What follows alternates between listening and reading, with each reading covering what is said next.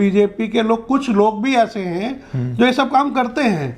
आज मोहन भागवत जी हर जगह जाते हैं। अच्छा। किसी के पास, किसी इमाम के पास चले जाते हैं, किसी मौलाना के पास चले जाते हैं। बाबा रामदेव का नाम सुना है आपने? वो कौन है? दो चीजें कोई नहीं रोक सकता, किसी की मौत और किसी को भागने से।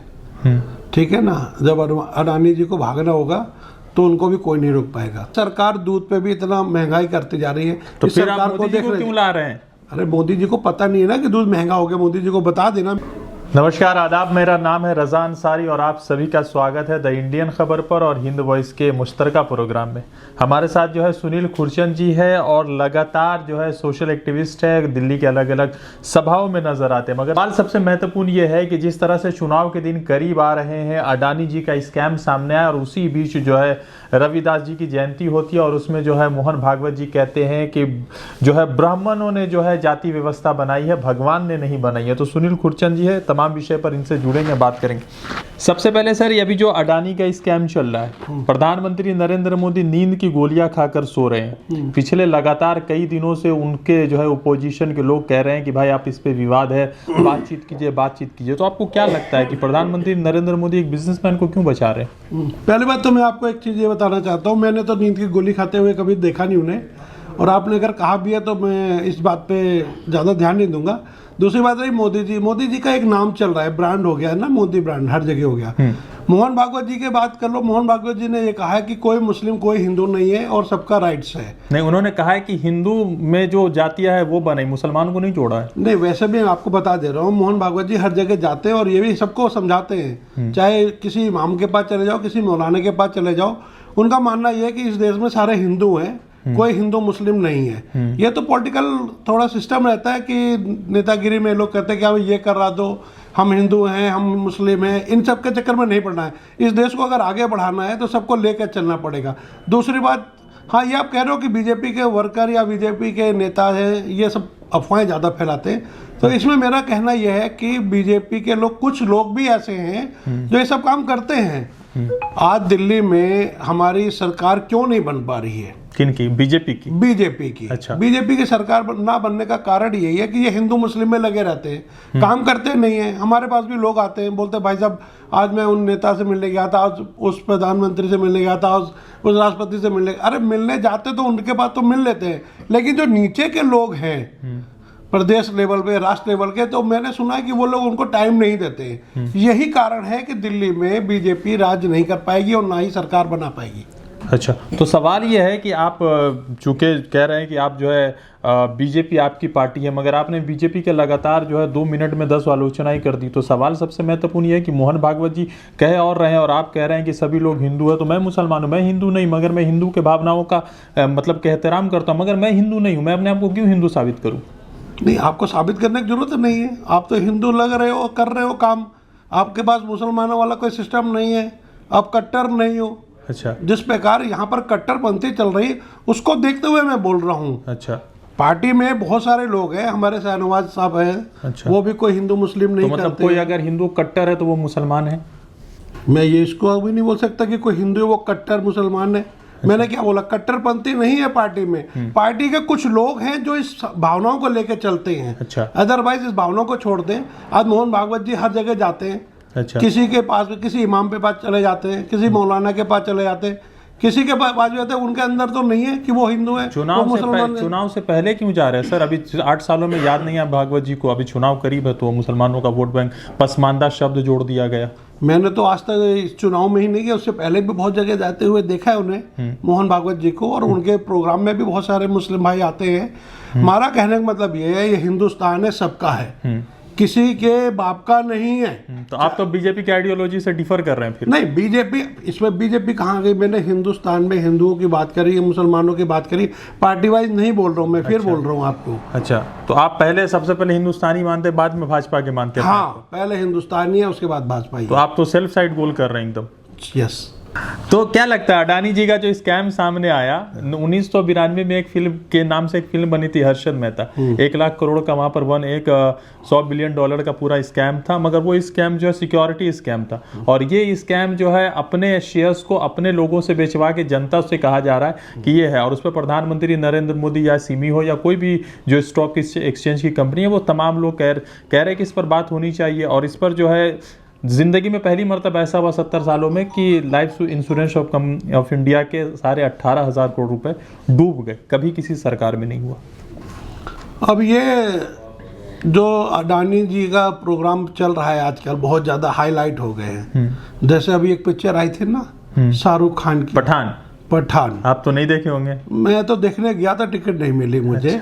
मैं देखने गया था, टिकट नहीं मिली मुझे। दूसरी बात एक चीज़ और भी है कि जैसे पठान के बारे में था ना, हाईलाइट कर दिया था, इतना नहीं चलेगी, पता चला वो 300-400 करोड़ 700 करोड़ देखो, हमें इतना भी नहीं पता 700 करोड़ में। इसी प्रकार ये घोटाला दिखा रहे हैं। अच्छा। कुछ दिनों में दिखा देंगे कि अडानी का शेयर जो है एकदम से जो शेयर 500 का था वो 5000 में पहुंच गया। अच्छा। तो उसमें भी दुनिया कहेगी अरे अडानी तो 0 हो गया, तब हीरो बन गया। हाँ। तो इसलिए जब तक कि अपने तो मोदी जी क्यों नहीं ज्वाइंट पार्लियामेंट्री डिबेट कर लेते हैं इस पे? ये मोदी जी का मैटर है, मेरा नहीं है। तो आपको क्या लगता होना चाहिए? हो जाएगा, इंतजार करो। कब? सबर का फल मीठा होता है, धीरे धीरे पकता है फल तो और मिठास आती है। बाबा रामदेव का नाम सुना है आपने? वो कौन है? ये पतंजलि बेचते हैं, स्वदेशी के नाम पर विदेश की दवाइयाँ बेचते हैं। हाँ अच्छा, हाँ ठीक है, हाँ, सुना है। 7,000 करोड़ रुपया का उनका स्कैम सामने आया। तो वो तो अंदर जेल जाएंगे। वो तो भाजपा की सरकार है, 35 रुपए के पेट्रोल बेच रहे थे। हाँ तो जाएंगे ना, इंतजार करो, हर चीज का समय आता है। समय आने पे हर किससे उम्मीद है? राहुल गांधी जेल भेजेंगे या मोदी जी? मोदी जी भी हो सकते, कोई बहुत बड़ी बात थोड़ी ना है। मोदी जी जो काम सही करेगा मोदी जी उसका सपोर्ट करते हैं, जो काम गलत करेगा मोदी जी साइड कर देते हैं। अच्छा। हाँ। जैसे बिहार के पूरे नेताओं को कैबिनेट से सफाया कर दिया। इसमें भी मैं कुछ नहीं कह सकता है, अभी हमें देखा नहीं मेन बंदा कौन है। जिसको अंदर जाना चाहिए वो अंदर जाएगा, नहीं जाने वाला तो बाहर घूम रहा है। सारे मनसुख मंडाविया से लेकर तमाम जो कॉर्पोरेट भी जो है गुजरातियों का है, और जो है मंत्रालय भी गुजरातियों का है, और देश भी गुजराती चला रहा है। हो सकता है मैं अगर गुजराती होता तो मैं भी बैठ जाता वहाँ पर सीट पे। अच्छा। वैसे हो सकता है मुझे भी गुजरात जाना चाहिए। अच्छा। आपका कहने का मतलब यही है ना कि गुजराती चला रहे हैं। हाँ। तो यहाँ पर भी गुजरात बना देते हैं। नहीं तो गुजरात, दिल्ली और गुजरात में फर्क है। बहुत फर्क है, बहुत फर्क है। हाँ, इसलिए अभी थोड़ा तो दिल्ली वालों को ये कभी तकलीफ नहीं होता है कि भाई दिल्ली चलाएगा, दिल्ली देश को चलाता है, गुजरात दिल्ली कैसे चलाएगा? मैंने अभी आपको बोला ना, समय सब कुछ करा देता है। समय का इंतजार करो, आपको सब कुछ मिल जाएगा जो देखना चाहते हो, जो सुनना चाहते हो। आप दिल्ली के लॉयर, बड़े मशहूर लॉयर के घर में बैठे हुए, ऑफिस में बैठे हुए, आपका क्या विचार है? जो ये धीरेन्द्र शास्त्री नामी एक जो है व्यक्ति हैं, पंडित जी हैं, अपने आप को पंडित कहते हैं, वो कह रहे हैं कि देश को अब हिंदू राष्ट्र का बिगुल बजा देना चाहिए। तो देश को हिंदू राष्ट्र बनाना जरूरी है। पहले तो उनके हाथ में बिगुल दे के आओ, वो बजा पाएंगे क्या बिगुल? अच्छा। बोलने से कुछ नहीं होता है, करने से होता है।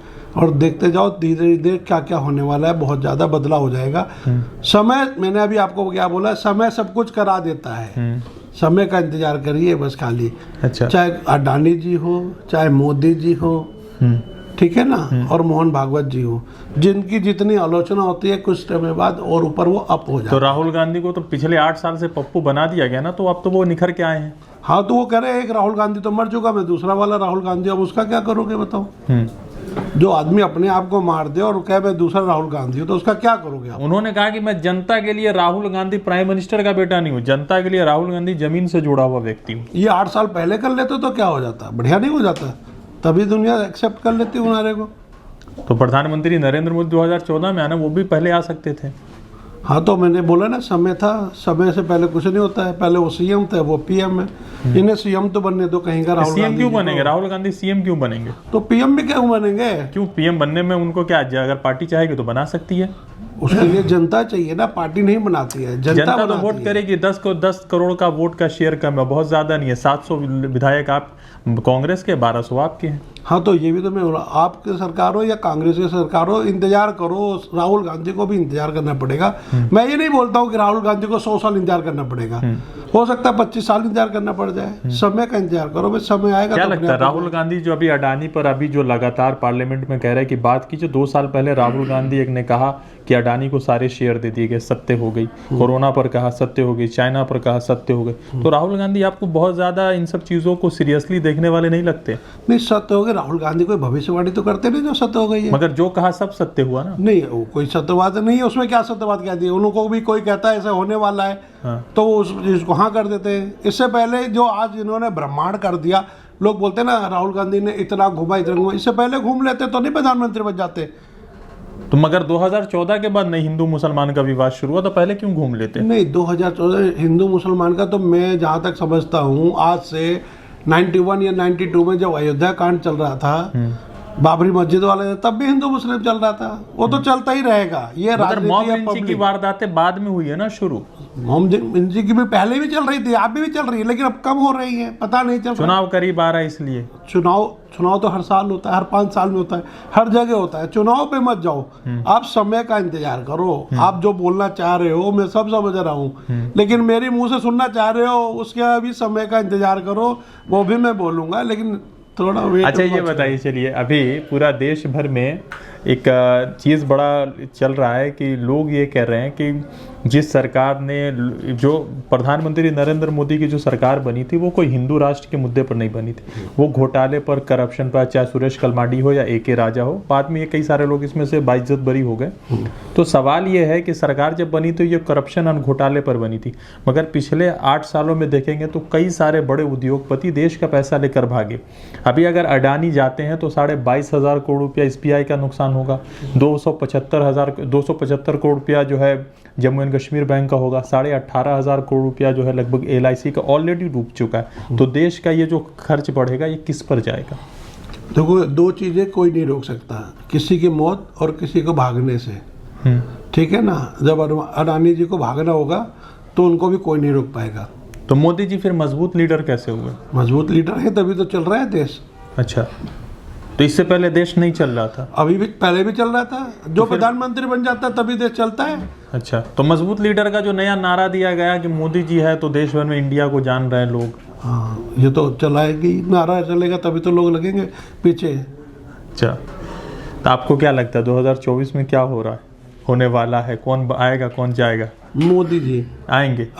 अच्छा, 100% आएंगे। अच्छा, और राहुल जी के क्या होगा भविष्यवाणी? सेकंड नंबर पे देखा जाएगा उनका क्या होगा। अच्छा, सेकंड नंबर। हाँ, सेकंड नंबर पे। तो पेट्रोल जब कभी आप 60 रुपए से 104 रुपए खरीदते हो तो दिल में तकलीफ नहीं होती है? मैं पेट्रोल डलवाते ही नहीं गाड़ी, पैदल चलते हैं? मेट्रो में जाता हूँ मैं तो। मेट्रो में? हाँ। तो आप तो निर्मला सीतारमन वाला बात कर रहे हैं कि 100 रुपए प्याज हो गया, मैं प्याज खाता ही नहीं हूँ। हाँ, तो प्याज खाना पड़े, जो चीज महंगी हो जाए उसको छोड़ दे। अब जैसे दूध है, हिंदुस्तान में गरीब बच्चे का पेट दूध से ही भरता है।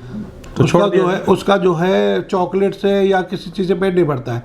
ये सरकार दूध पे भी इतना महंगाई करती जा रही है। तो फिर आप मोदी जी को क्यों ला रहे हैं? अरे, मोदी जी को पता नहीं है ना कि दूध महंगा हो गया। मोदी जी को बता देना मेरे जरिए। मोदी जी चाय नहीं पीते, चाय बेचने वाले व्यक्ति है वो। और ऐसे तो भी वो दूध बेचने वाला दूध नहीं पी रहा है, मिठाई खाने वाला मिठाई नहीं खा रहा है, मोची अपने जूते नहीं सिल रहा है, हाँ।